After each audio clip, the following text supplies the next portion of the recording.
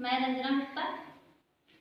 जैसा कि आप मुझसे पहले भी पढ़ चुके हैं, आज का मेरा ये वीडियो क्लास 12 बायोलॉजी के लिए।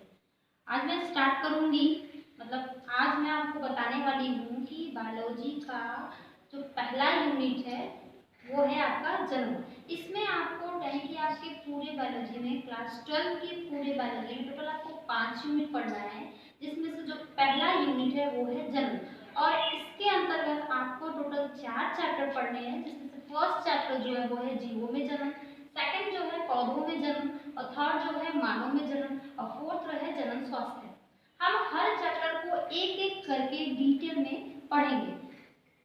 आइए हम बिना देर किए शुरू करते हैं पहला चैप्टर जीवों में जन्म। ठीक है, बात करते हैं पहला जीवों में जन्म। जीवों में जन्म, देखिए इससे पहले कुछ बात जान लेते हैं कि जन्म पहला नाम से आपके सामने एक आया जीव, जीव तो जानते हैं, और दूसरा इसका जो एक मेन टॉपिक वो है जन्म। जन्म क्या है, हम पढ़ने जा रहे हैं जन्म। हमारा देखिए यूनिट हुई है जन्म, और जन्म के अंतर्गत आपको टोटल 4 चैप्टर पढ़े और हर में जन्म से संबंधित ही बात है। तो आपको चारों चैप्टर को पढ़ने से पहले ये पता होना चाहिए कि जनन क्या होता है। तो जनन से पहले हम आपको एक और बात बताएंगे, होता है जिसे बोलते हैं जीवन अवधि, यानी कि लाइफ स्पेन। जीवन अवधि, जीवन अवधि, जिसको जीवन अवधि या जीवन काल या life span, life span, life span. देखिए जीवन अवधि होता क्या है। देखिए हम बात करें कि पृथ्वी पर यानी कि ब्रह्मांड में हर एक जीव का, हर एक जीवधारी का, या फिर सीधे कहें प्रत्येक जीवधारी का अपना एक निश्चित जीवन काल है।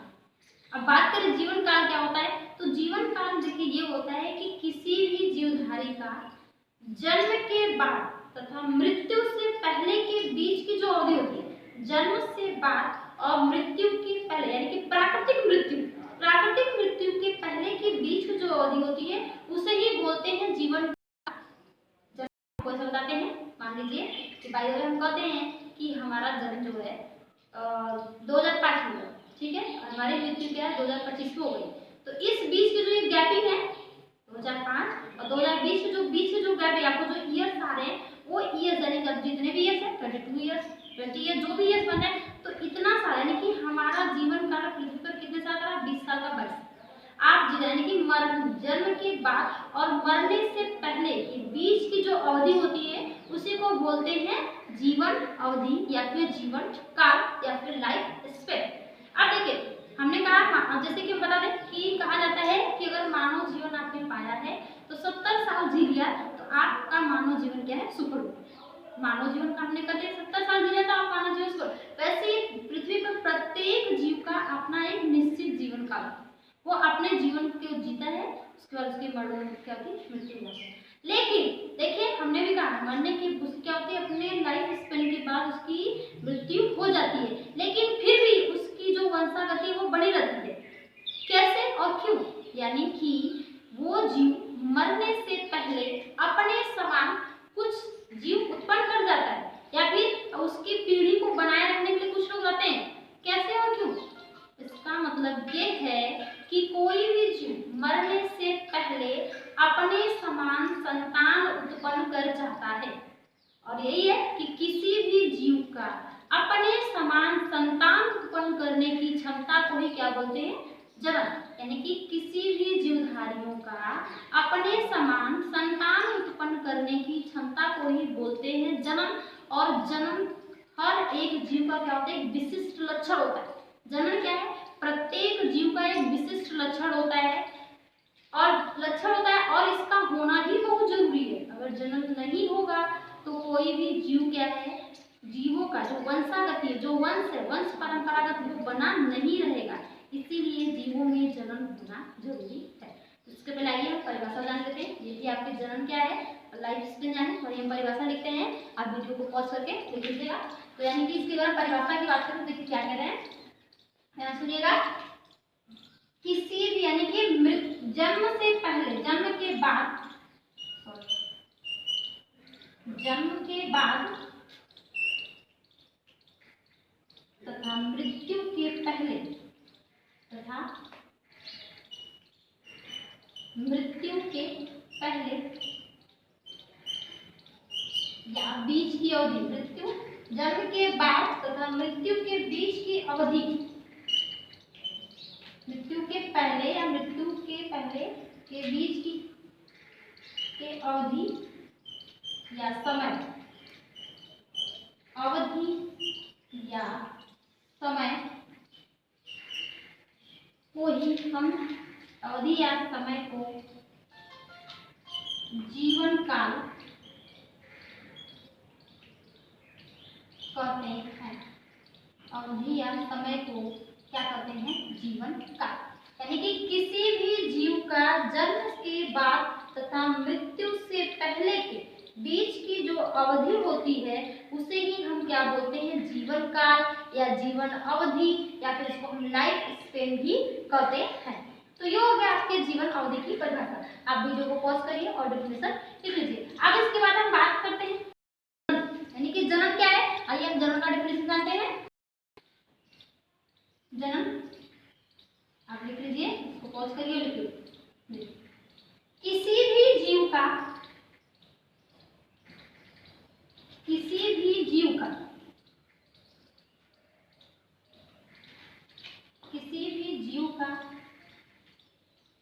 अपने समान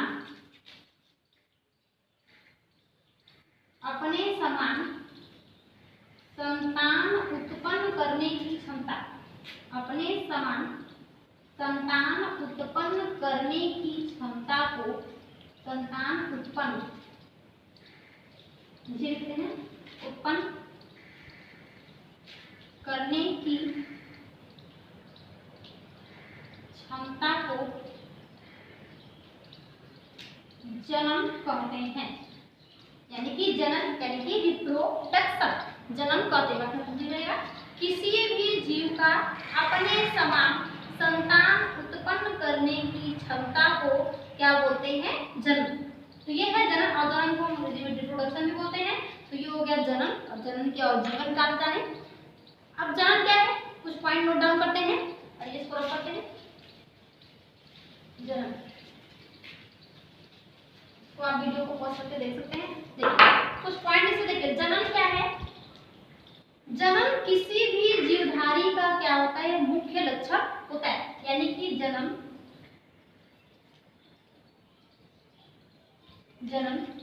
किसी भी जीव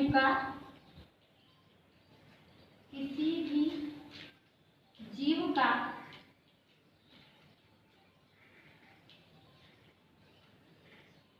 मुख्य लक्षण होता है। या फिर किसी जीव बोलिए या प्रत्येक जीव बोलिए, ठीक है। ये आपका थर्ड पॉइंट। अगर हम नेक्स्ट पॉइंट की बात करें तो आप ये कह सकते हैं कि जन्म के द्वारा ही कोई भी जीव अपनी वंशागति को बनाए रखता है। यानी कि जन्म के द्वारा ही या फिर जन्म की क्रिया के द्वारा ही कोई भी जीव अपने वंशागति को या फिर अपने वंश को बनाए रखता है। तो ये हो गया आपके नेक्स्ट टॉपिक क्या है कि जन्म के द्वारा ही किसी जीव का वंश क्या है? बना रहता है। यानी कि अगर कोई जीव जन्म की क्रिया नहीं करेगा तो उसका वंश क्या है? आगे नहीं चलेगा। और उस जीव के किसी भी या प्रत्येक जीव के वंश को बनाए रखने के लिए उनमें जन्म होना आवश्यक होता है। बिना जन्म का उनका वंश आगे बढ़ेगा ही नहीं। तो ये हो गया आपको कुछ नोट डाउन, कुछ पॉइंट्स हो गए। आइए नेक्स्ट टॉपिक की हम बात करते हैं। आइए अब हम बात करेंगे जन्म के प्रकार। जन्म के प्रकार हम लिख दे रहे हैं। अब वीडियो को पॉज करके आप नोट्स बनाते रहिए। जन्म के प्रकार,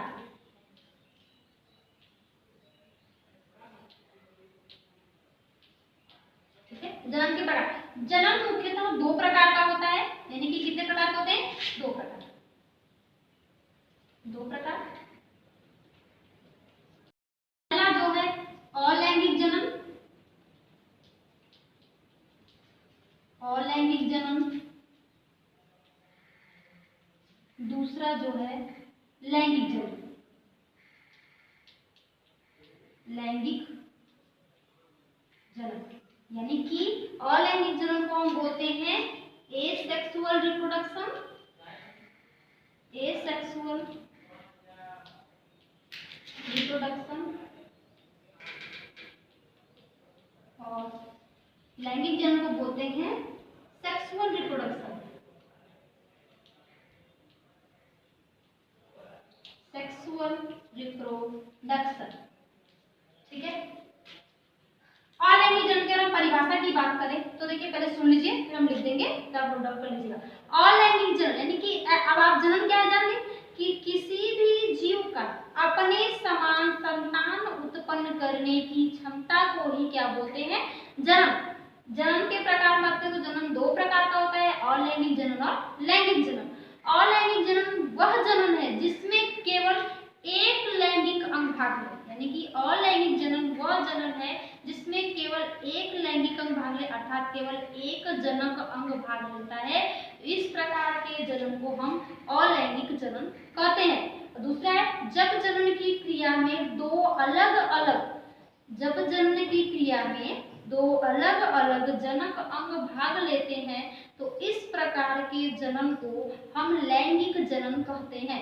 आइए दोनों का परिभाषा लिखते हैं, फिर हम दोनों का एग्जांपल आपको दिखाते हैं। पहला जो है वो है अलैंगिक जनन।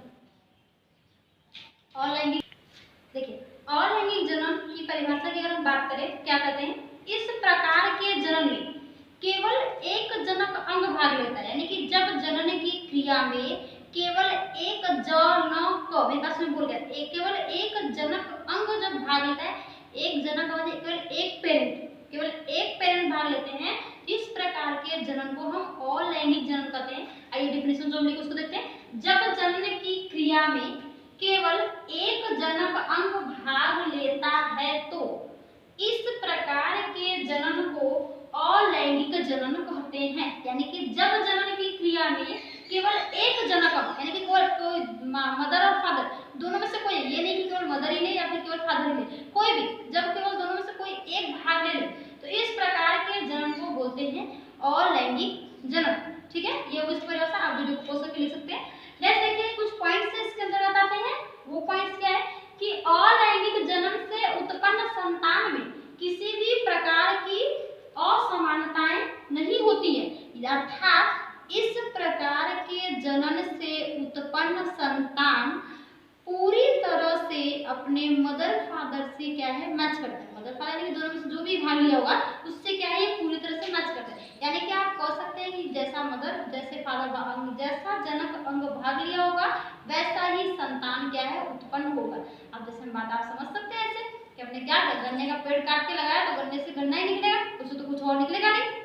क्यों? अगर एक फ्लावर, अगर गुड़हल का पेड़ है तो गुड़हल के पेड़ के फ्लावर का अगर हम बीज लेके उसे कहीं बो रहे हैं तो उससे आपको गुड़हल ही निकलेगा, रोज नहीं निकलने वाला है। अगर आप गेंदा ले रहे हैं तो जैसा भी पौधा है, अगर उस पौधे का आप बीज लेके कहीं बो दे रहे हैं, उस बीज से जो नया संतान उत्पन्न होगा, यानी कि जो नए पौधे आपके सामने आएंगे वो उसी पौधे होगा, कोई और नहीं आएगा, और सेम टू सेम होगा, कोई भिन्नता उनमें नहीं होगी। तो वही कह रहा है ये, यानी कि अलैंगिक जनन से उत्पन्न संतान में किसी भी प्रकार की असमानता नहीं होती है, अर्थात ये पूरी तरह से अपने पेरेंट्स से क्या है मैच करते हैं। और ये अपने, आप देखिए ना, सुनिए, ये इस प्रकार के जनन से जो संतान उत्पन्न होते हैं उनमें किसी भी तरह की भिन्नता नहीं होती है, वो पूरी तरह से मदर फादर जज जाए, अगर मदर भाग लिए तो मदर से, फादर लिए तो फादर, पूरी तरह से उनसे क्या है मैच करता है। इसीलिए इस प्रकार के संतान को हम क्या बोलते हैं, क्लोन। इसीलिए इस प्रकार के संतान को बोलते हैं क्लोन। देखिए परिभाषा हम क्या लिखे पॉइंट में, इस प्रकार के जनन से उत्पन्न संतान को क्या कहते हैं, क्लोन। परिभाषा आपसे एक नंबर क्वेश्चन मिलता है और ये इंपॉर्टेंट भी है, इसलिए मैंने इसको अंडरलाइन कर दिया है, आप कर सकते हैं कि अलैंगिक क्लोन क्या है, सीधे क्वेश्चन मिलता है व्हाट इज क्लोन, क्लोन क्या है। तो क्लोन क्या है, आप परिभाषा ऐसे देंगे कि अलैंगिक जनन की क्रिया में उत्पन्न संतान में किसी भी प्रकार की भिन्नता नहीं होती है, अर्थात वो पूरी तरह से अपने मदर या फादर से मैच करते हैं। इसलिए इस प्रकार के संतान या फिर इसलिए इस प्रकार के पेरेंट जो भी डाटा मिले उसी को हम क्या बोलते हैं, क्लोन। तो ये हो गई आपके अलैंगिक जनन की बात हो गई। अब हम नेक्स्ट बात करेंगे लैंगिक जनन। कोई दिक्कत होगा तो आप कमेंट करके पूछ सकते हैं या आप नोट डाउन कर सकते हैं। हमने एकदम क्लियर लिखा है, आपको कोई दिक्कत हमारे हिसाब से नहीं आएगी। वीडियो को पॉज करिए और नोट डाउन करिए। नेक्स्ट बात करेंगे अब हम लैंगिक जन्म। लैंगिक जन्म, अब बात करें लैंगिक जन्म की। देखिए जब जनन की, इसका डिफरेंस देखिए, जब जनन की क्रिया में दो अलग अलग जनक अंग भाग लेते हैं तो इस प्रकार के जनन को हम लैंगिक जनन कहते हैं। अर्थात आपने पहले पढ़ा लैंगिक और लैंगिक में कि केवल एक जनक अंग भाग लेता है, और यहाँ पे दो अलग अलग जनक अंग भाग लेते हैं। दो अलग अलग जनक अंग से तात्पर्य है कि एक क्या होगा, मदर और एक फादर, यानी कि एक मातृ को, एक क्या होता है आपका, हाँ, एक मेल गैमेट होता है, एक मेल गैमेट और एक होता है फीमेल गैमेट। फीमेल गैमेट अभी हम आपको बताएंगे इसका पूरा। फीमेल गैमेट एक मदर से, यानी कि एक मातृ कोशिका और एक पितृ कोशिका, जब ये दोनों कोशिकाएं भाग लेते हैं तो इस प्रकार के जनन को हम बोलते हैं लैंगिक जनन। और जबकि अलैंगिक में केवल एक जनक अंग है, यहाँ पे कितने हैं, दो है, और दोनों क्या है, एकदम भिन्न है। दो भिन्न या दो अलग अलग जनक अंग जब भाग लेते हैं तो इस प्रकार के जनन को हम लैंगिक जनन कहते हैं। देखिए हमने बताया उसमें कि अलैंगिक जनन से उत्पन्न संतान में किसी भी प्रकार की विषमरूपता या भिन्नता नहीं होती, वो पूरी तरह से अपने मदर फादर से मैच करते हैं। लेकिन यहाँ पे ऐसा नहीं है। यहाँ पे क्या है कि लैंगिक जनन से उत्पन्न संतान क्या होते हैं, अपने मदर फादर से पूरी तरह से मैच नहीं करते, वो क्या होते हैं, भिन्न होते हैं। अर्थात हम ये कह सकते हैं कि लैंगिक जनन से उत्पन्न संतान में क्या होती है, भिन्नता पाई जाती है या फिर असमानताएं होती है। क्या जरूरी नहीं है कि पूरी तरह से अपने मदर फादर से मैच ही करें। कुछ कैरेक्टर ऐसे जो हमारे उनसे डिफरेंट होते हैं, कुछ कैरेक्टर ऐसे जो मैच करते हैं, कुछ ऐसे अलग होते हैं। तो आज आपको इसी बात पे बात करेंगे। ये हो गए आपके अलैंगिक जनन, लैंगिक जनन। इसमें दो अलग अलग जनन भाग लेते हैं, पहला मेल गैमेट, दूसरा फीमेल गैमेट। ये आप कह सकते हैं दो से मदर और फादर दोनों जब का फ्यूजन होता है तो इस प्रकार के जनन को हम बोलते हैं आपके लैंगिक जनन। और बात करते हैं लैंगिक जनन कहाँ होती है, तो लैंगिक जनन पेड़ पौधों और जीव जंतु सब में होती है, जबकि अलैंगिक जनन केवल और केवल पौधों होता है। मानव में किसी अलैंगिक जनन नहीं होता है। मानव में जनन होने के लिए दो अलग अलग जनक अंग का होना जरूरी है, क्योंकि जब तक दो अलग अलग जनक अंग नहीं रहेंगे तब तक जनन नहीं होगा। तो ये आपके है अलैंगिक जनन। तो बात करते हैं नेक्स्ट, हाँ कुछ बातें बात करते हैं। देखिए हमने कहा कि जो होता है लैंगिक जनन से जो संतान उत्पन्न होते हैं वो अपने मदर फादर से पूरी तरह से मैच नहीं करते। ऐसा क्यों? ऐसा इसलिए कि जो मेल गैमेट होती है और जो फीमेल गैमेट होती है, इन दोनों में जो डीएनए होता है या फिर जो क्रोमोसोम यानी जो गुणसूत्र होता है, दोनों में अलग अलग गुणसूत्र होते हैं। जैसे बात करें कि फीमेल गैमेट में यानी कि मात्र पितृ कोशिका में, तो इनमें जो क्रोमोसोम नंबर ऑफ जो क्रोमोसोम है, नंबर ऑफ क्रोमोसोम इनमें होता है, इनमें भी 23 पेयर्स होता है और इनमें भी नंबर ऑफ क्रोमोसोम 23 पेयर्स होता है। लेकिन इनमें भी नंबर ऑफ क्रोमोसोम 23 पेयर्स और इनमें भी नंबर ऑफ क्रोमोसोम 23 पेयर्स। अंतर दोनों में इतना है कि जो 22 पेयर्स यानी कि 22 जोड़ी जो गुणसूत्र होता है, दोनों लोगों का वो क्या होता है, समान होता है। और उस 22 जोड़ी यानी कि हमने बोला क्रोमोसोम, देखिए ध्यान से बीसी से हम आगे बढ़ेंगे, कुछ पॉइंट आपको इंपॉर्टेंट है। क्रोमोसोम जो कि जानना बहुत जरूरी है। क्रोमोसोम इनको हम बोलते हैं गुणसूत्र। गुणसूत्र, ठीक है, गुणसूत्र। देखिए गुणसूत्र की अगर हम बात करें तो ये दो प्रकार का होता है। क्रोमोसोम आपके टॉपिक से थोड़ा हटे है और बहुत इंपॉर्टेंट है, इससे पूरा पढ़ने के लिए आपको ये बात पता होनी चाहिए जो बताने जा रहे हैं, बिना इसके आप इसे पढ़ ही नहीं सकते। तो गुणसूत्र जो होता है दो प्रकार का होता है। जो पहला जो है वो है ऑटोसोम क्रोमोसोम, यानी कि इसको हम करते हैं, आप लिख लीजिए। पहला जो है वो है autosome chromosome, autosome chromosome, autosome chromosome. और दूसरा जो है वो sex chromosome, sex chromosome. Number of autosome chromosome की जो संख्या होती है, इनके जो नंबर्स हैं वो 22 पेयर्स होते हैं। ये क्या है, 22 पेयर्स। और ये क्या होते हैं, ये भी होते हैं, देखिए 22 अभी भी बोला ना कि आप कहेंगे कि मुझे क्वेश्चन बनता है कि लिंग गुणसूत्र की संख्या कितनी होती है, तो कहने कहते हैं 23 जोड़ी। 23 जोड़ी तो होता है, लेकिन उस 23 जोड़ी गुणसूत्र में से 22 जोड़ी जो गुणसूत्र होता है वो आपका क्या होता है, ऑटोसोम होता है। बाकी ऑटोसोम यानी कि इकाई गुणसूत्र, अब बाकी जो एक जोड़ी गुणसूत्र बचा उसी गुणसूत्र को बोलते हैं हम सेक्स क्रोमोसोम। देखिए सेक्स क्रोमोसोम दो प्रकार का होता है, एक होता है XX और दूसरा होता है XY। ठीक है, एक होता है XX, दूसरा होता है XY। तो ये है आपके क्रोमोसोम। ध्यान से देखिए, अभी हम बता रहे हैं कैसे दो प्रकार के होते हैं, ऑटोसोम क्रोमोसोम और सेक्स क्रोमोसोम। कायिक गुणसूत्र और लिंग गुणसूत्र। कायिक गुणसूत्र की संख्या 22 जोड़ी और इनकी संख्या ये भी 23 जोड़ी। 23 जोड़ी में जो 23वां जोड़ी वाला है उसकी बात की, ठीक है। 23 जोड़ी 23वें जोड़ी वाले गुणसूत्र हमने यहाँ लिखा है, और देखिए मैंने दो प्रकार में लिखा है, एक XX और एक XY। XY जो है वो आपके मेल का है, और जो XX है ये जो गुणसूत्र है वो किसका है, फीमेल का है। ठीक है, तो ये हो गए। आइए हम देखते हैं कैसे इनमें होता है। तो नेक्स्ट देखिए, इसको हम करते हैं। तो इस गुणसूत्र की जो संख्या होती है XS की, देखिए अगर हम मेल में देखें, मेल में क्रोमोसोम कितने होते हैं, तो 22 पेयर्स प्लस XY, ये है मेल क्रोमोसोम। और जो बात करें फीमेल की, तो फीमेल क्रोमोसोम जो होता है ये है आपके 22 पेयर्स और XX, यानी कि ये आपके आगे में लिख दे रहे हैं कि ये जो है नर गुणसूत्र है, नर गुणसूत्र,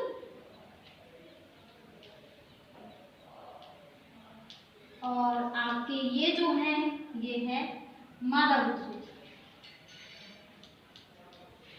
ये क्या है, मादा गुणसूत्र।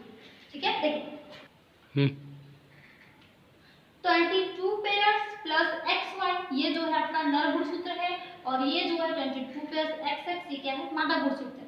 अब हम बात करते, देखिए ये जो 22 जोड़ी जो गुणसूत्र है 22 पेयर्स दोनों में क्या है, ये समान होते हैं, अर्थात ये दोनों गुणसूत्र वो जो है मेल तथा फीमेल, मेल एंड फीमेल दोनों में सेम कैरेक्टर का निर्धारण करते हैं, यानी कि सेम लक्षण, यानी समान लक्षणों का निर्धारण करते हैं। देखिए है ना, कुछ लक्षण ऐसे जो मेल का फीमेल से पूरी तरह से मैच करता है, कुछ ऐसे लिंग संबंधित जो भेद है वही डिफरेंट होता है, और आपके यही जो गुणसूत्र है इसी के कारण मेल और फीमेल में क्या करते हैं, भिन्नता कर पाते हैं। तो आइए हम नेक्स्ट का बात करेंगे कल डिटेल में, आज ज़्यादा हो जाएगा तो हो जाएगा, क्योंकि पहला वीडियो है, ज़्यादा नहीं दे पाएंगे, नहीं देंगे नहीं तो पहले दिन ही ओवर हो जाएगा। तो आज का हम यही समाप्त करते हैं, कल हम आपको बताएंगे पूरा डिटेल में, इसके बारे में बताएंगे, हमने क्रोमोसोम क्या है ये बताएंगे, और कल हम आपको स्टार्ट करेंगे और लैंगिक जन्म क्या है इसको हम डिटेल में पढ़ेंगे। आज हम यही करते हैं समाप्त। धन्यवाद। अगर आपको अभी भी लग रहा है हमने जो भी बताया है इसमें आपको कोई कंफ्यूजन है, तो आप बिना हिचक के कमेंट करके हमसे अपना क्वेश्चन या अपना डाउट क्लियर कर सकते हैं। तो बहुत धन्यवाद।